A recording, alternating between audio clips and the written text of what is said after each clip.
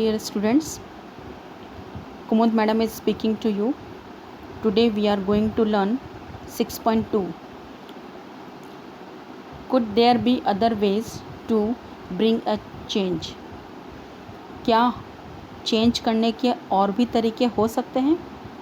कल मैंने आपको बताया था कि कुछ हमने एक्टिविटी की थी, एक्टिविटी 1, 2, 3।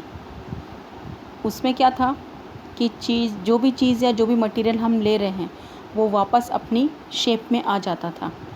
एक्टिविटी 4, 5 और 6 में हमने देखा था कि जो बलून में यदि हम पेंसिल डाल देंगे तो वो फट जाता था, बर्स्ट हो जाता था। एरोप्लेन का जो हम पेपर से जो एरोप्लेन हमने बनाया था, यदि हम उसको पिक्चर बना के काट देते तो वापस पेपर अपनी पोजीशन पर नहीं आ सकता था। लोई से हमने जब रोटी बना के और उसे सेक लिया था तो वापस हम उसे लोई में कन्वर्ट नहीं कर सकते थे। इट मीन्स कि वो अपनी ओरिजिनल शेप में नहीं आ सकता था, यानी कि रिवर्स पोजीशन पर नहीं आ सकता था। अब पेंसिल और रबड़ है, उसका भी आप यूज़ करते हो, तो पेंसिल को छीलते जाओगे तो वो छोटी होती जाएगी, रबड़ से आप मिटाते जाओगे तो उसका भी शेप चेंज होता जाएगा, या जो उसका जो आकार है वो बदलता जाएगा। आज हम ये पढ़ेंगे, कल हमने ये पढ़ा था, अब आज हम ये पढ़ेंगे क्या चेंज करने के और भी तरीके हो सकते हैं। We all have been the tools which are used to dig the soil. Have you ever seen how the iron blade in these tools is fixed to the wooden handle? The iron blade of these tools has a ring in which the wooden handle is fixed. Normally, the ring is slightly smaller in size than the wooden handle. To fix the handle, the ring is heated and it becomes slightly larger in size. Now, the handle easily fits into the ring. When the ring cools down, it contracts and fits tightly on the handle. अब आप लोगों ने देखा होगा कि जो मिट्टी खोदने के जो औजार होते हैं, जिससे मिट्टी खोदी जाती है, उसके अंदर एक लोहे के औजार होते हैं, टूल्स होते हैं वो, और उनमें एक लकड़ी का हत्था लगा रहता है। हैंडल जो होता है वो लकड़ी का होता है। लकड़ी के हैंडल जो स्ट्रेट हैंडल होता है, और जो टूल्स होते हैं ये मिट्टी खोदने के, उनमें एक छोटी रिंग होती है। उस रिंग के अंदर ये हैंडल, लकड़ी का जो हैंडल है, उसको फिक्स कर दिया जाता है। और वो कैसे फिक्स होता है? आयरन का जो भी मटेरियल है, सब्सटेंस हमारे पास में है, उससे आयरन को गर्म करते हैं, और गर्म करने के बाद में वो लकड़ी का जो हैंडल है उसके अंदर फिक्स कर दिया जाता है। और जब वो ठंडा होगा तो वो क्या हो गया, सिकुड़ जाएगा, कॉन्ट्रैक्ट हो जाएगा।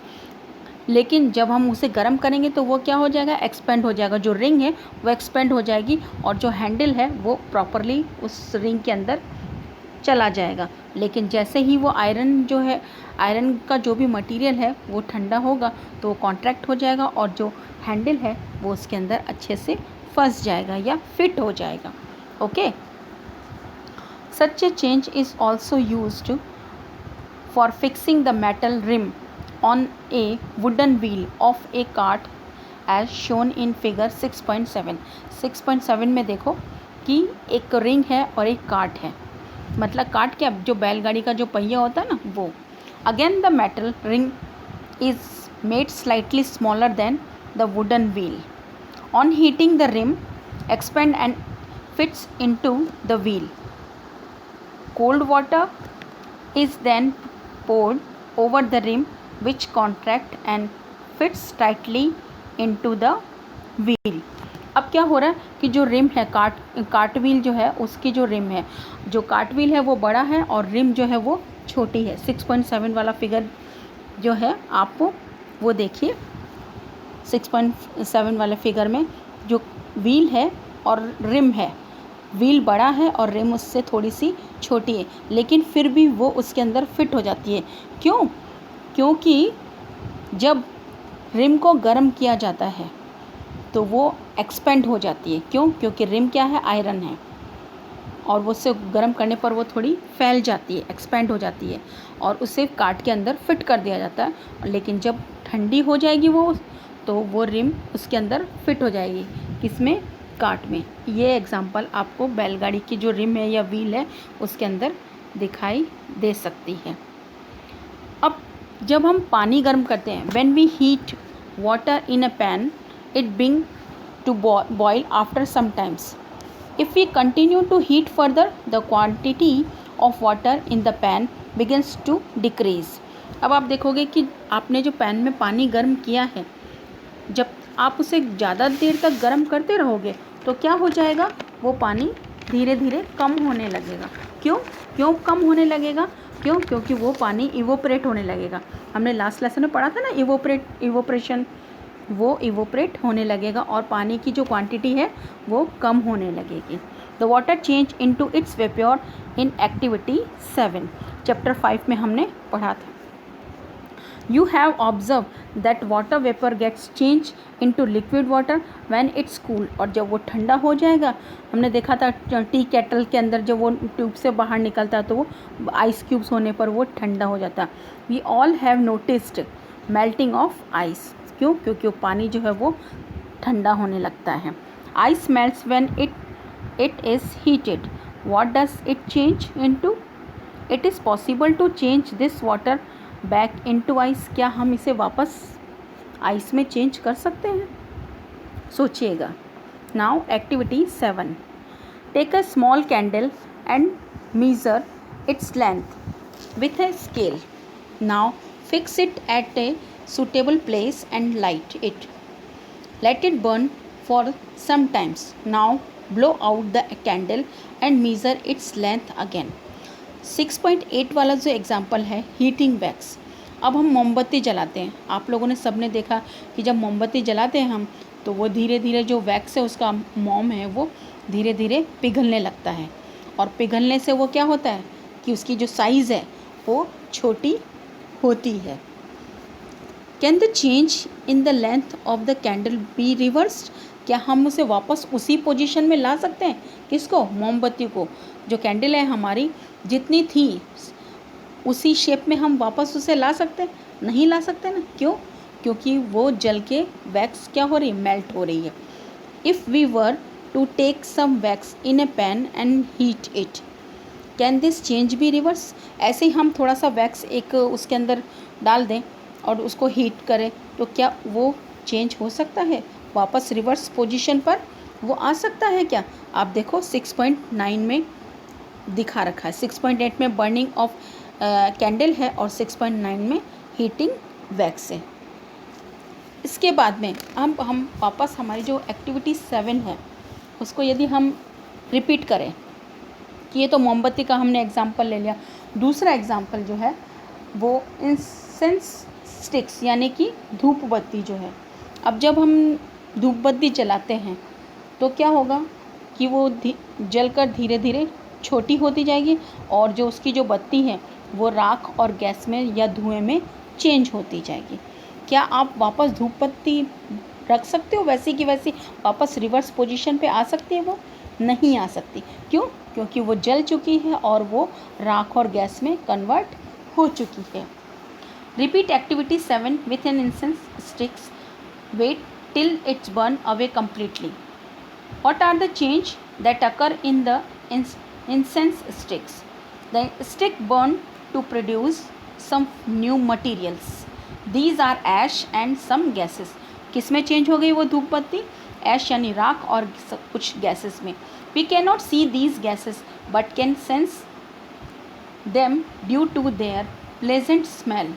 लेकिन हमको उस धूप बत्ती से अच्छी खुशबू आती है। वो जो धुआं निकलता है ना उससे हमें अच्छी खुशबू को हम सूंघ सकते हैं या स्मेल ले सकते हैं। Can this change be reversed? क्या हम वापस धूप बत्ती बना सकते हैं उससे? नहीं ना।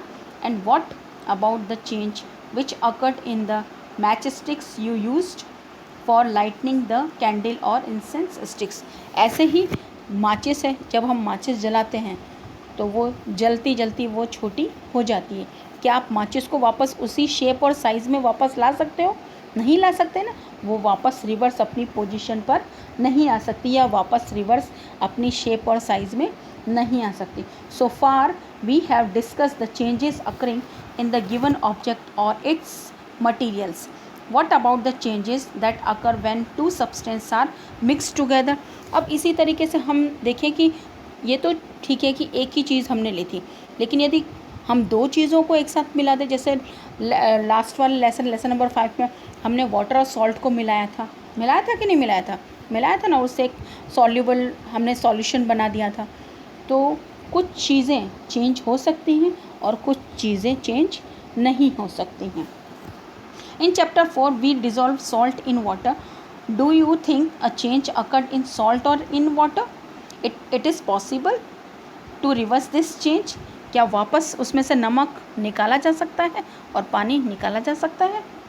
Wait, in chapter 5 we learned how to separate salt from its solution in water. So can we say that the change due to dissolving salt in water be reversed? Paheli asks if have ever seen curd being set. A small quantity of curd is added to warm milk. The milk is stirred and it set aside for few hours at a warm place. In a few hours the milk changes into curd. Can this change be reversed? अब हमने क्या किया कि mummy ने दही जमाते हैं, हम दही खाते हैं, ठीक है। तो मम्मी दही कैसे जमाती है, छोटा सा चम्मच में 1 चम्मच दही लेती है और उसे थोड़ा सा हल्का गुनगुने दूध में उसको डाल के हिला देती है और पूरी रात या कुछ समय के लिए उसे रख देती है। हम देखते हैं कि सुबह वो जो दूध है वो दही में चेंज हो जाता है। क्या दूध से दही तो हमने बना लिया, क्या दही से हम वापस दूध बना सकते हैं? नहीं बना सकते ना। We find that a few ways to bring about a change in a substance could be by heating it or by mixing it with some other substance. तो हम दो चीज़ों को मिलाकर और गर्म करके उन्हें कुछ चीज़ अलग बना सकते हैं या कुछ अलग सब्सटेंस हम बना सकते हैं। We also find that some changes can be reversed. और हम ये भी देखते हैं कि कुछ जो चेंज है वो वापस रिवर्स अपनी पोजीशन पर आ जाते हैं और कुछ जो होते हैं वो अपनी पोजीशन पर नहीं आते। There must be many other ways of changing things around us. अब हमारे चारों तरफ बहुत सारे परिवर्तन होते हैं या बहुत सारे चेंजेस होते हैं। क्या ऐसा पॉसिबल है कि इन चेंजेस को हम रिवर्स कर सकें? नहीं कर सकते, सबको तो हम नहीं कर सकते। जो रिवर्स हो सकता है वापस अपनी शेप साइज़ में आ सकता है, उसको हम चेंज कर सकते हैं, बट जो अपनी शेप और साइज़ में वापस नहीं आ सकता उसे हम चेंज नहीं कर सकते। It is possible that some of them could be reversed, these changes around us could be grouped as those that can be reversed और कैन नॉट बी रिवर्स्ड। तो हम इन्हें क्या कर सकते हैं कि दो ग्रुप में हम बांट सकते हैं। जो भी हमारे सराउंडिंग एरिया में चेंजेस हो रहे हैं उन्हें हम दो ग्रुप में बांट सकते हैं। कौन से ग्रुप?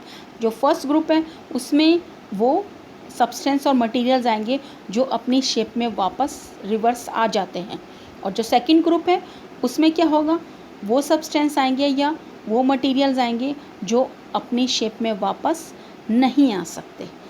समझ में आ गई आपको मेरी बात? ये आज हमने इस चैप्टर के अंदर पढ़ा कि कुछ चीज़ें जो हैं वो रिवर्स अपनी पोजीशन पर आ जाती हैं और कुछ चीज़ें जो हैं वो रिवर्स अपनी पोजीशन पर नहीं आ सकती। तो हमारे चारों ओर सराउंडिंग एरिया में बहुत सारे ऐसे चेंजेस होते रहते हैं जो कि हम देखते हैं। जैसे कि आपने देखा बलून वाला एग्ज़ाम्पल, वापस अपने फुलाया तो वो बड़ा हो गया, एक्सपेंड हो गया, लेकिन जैसे आपने उसमें से एयर बाहर निकाल दी वो वापस अपनी रिवर्स पोजीशन पर आ गया।